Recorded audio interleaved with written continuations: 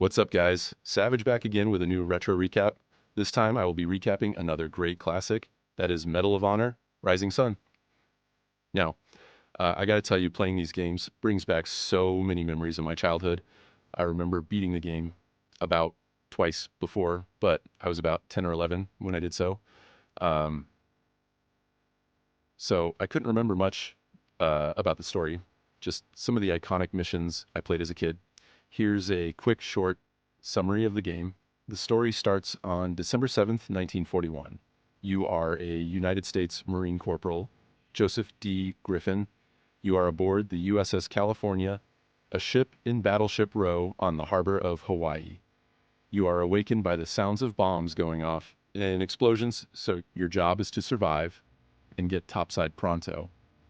The atmosphere of running through the halls of a battleship was immersive and a great start to what is a pretty intriguing game. A day of infamy, which the mission was titled as one of, if not the best start to a military shooter there probably ever was. Props to Electronic Arts, Los Angeles once again, for creating a masterpiece. Continuing the plotline, though, after Pearl Harbor, you embark on a journey across the Asian Pacific battlefields, places like the Philippines, the jungles of Guadalcanal, Singapore, and Thailand.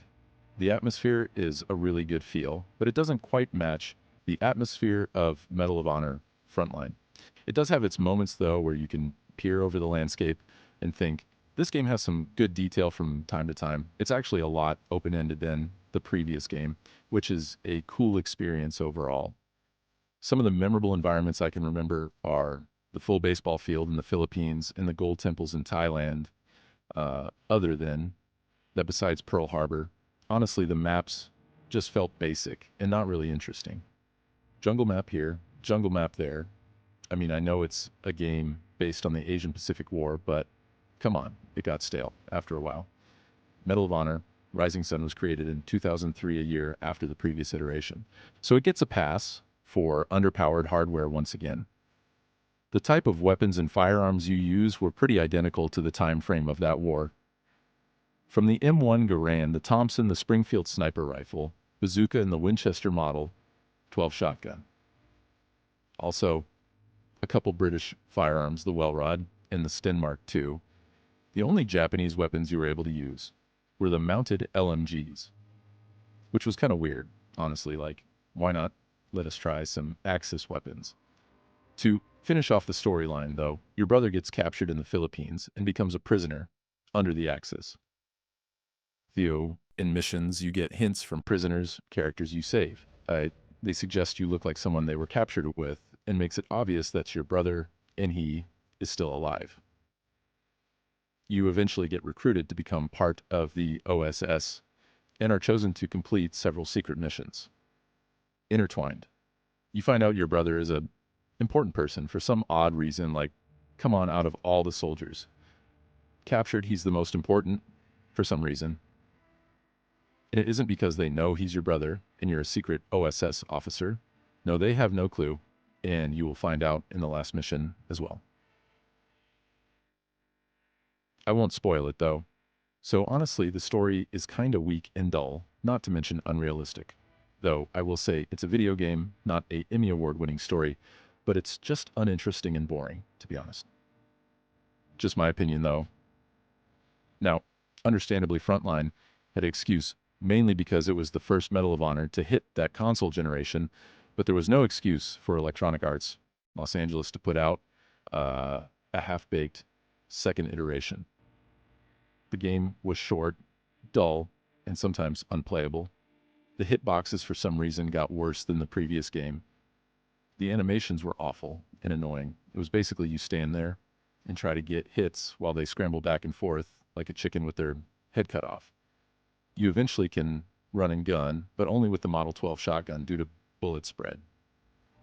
Trust me, you try to run and gun with automatic, you will look foolish while they have superior aimbot. I will say, though, it takes some time to get down the perfect controller sensitivity, but honestly, it's still a pain. The gameplay is the definition of the stuck in the mud feeling. Once again, it still contains bad hit registration where you can shoot an enemy and it'll go right through them like a ghost. As a kid, I really enjoyed it, but as an adult now, it just hasn't aged well at all. Vehicles like tanks, trains, and AA guns are present. It has the same unrealistic tank destroying tactic where it'll take 7 grenades to destroy, but a LMG will destroy is with a couple rounds. The graphics are a step back, and gunplay is a jump way back.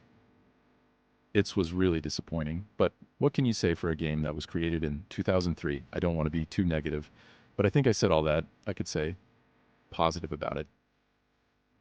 So, just to let you know, this is my opinion, and a lot of opinions differ, so if you like it, we can agree to disagree. To me, it was just a bite of the nostalgia bug. One more thing before I close out my recap, I forgot to mention there was a bright spot back in the day, and that was a feature the game had, and that was Coach Co-op. I can still remember the fun nights, spending the night at a friend's house, playing till like 4 in the morning, taking turns and having a blast. So that right there will give it about a half of point better than the score would be. With all that being said, I had a good time going back and beating the game. Was it fun? Yes. Was it the best? No, but I can appreciate a good World War II shooter. That was a big part of my childhood.